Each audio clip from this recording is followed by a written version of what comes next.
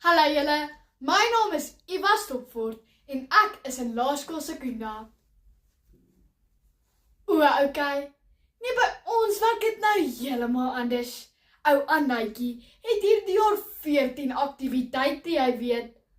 Ag ja, en ons ou gesinnetjie doen mos niks net vir die pret nie.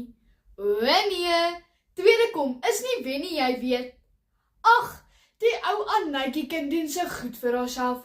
Sy is sommer reeds 'n ware hoofmeisie en sterk op pad om 'n neurochirurg te word.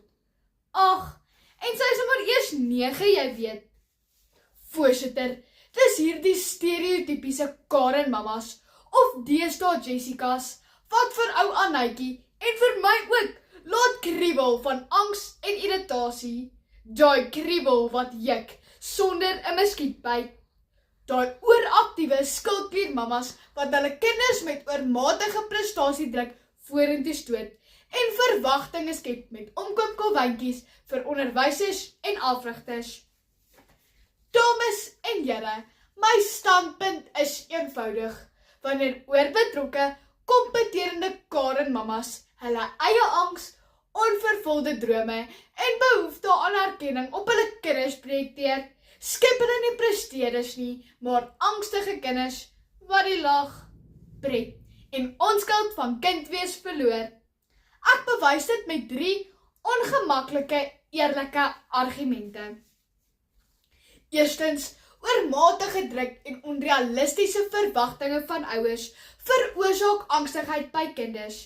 Dr. Dave Daniels, 'n pediatriese psigiater, skryf op die webblad www.psychologytoday.com in die artikel Angsversteurings in die kinderjare van Maart 2025 dat kinders se angs toeneem wanneer ouers te veel prestasiedruk uitoefen. Dit aktiveer nie potensiaal nie, maar vrees. Die Karen mama sê mos nie, doen jou bes en geniet dit nie. Sy sê, wen of moenie my verleë maak nie. Die reaksie daarop is vrees en kinders begin senuweeagtig kriebel.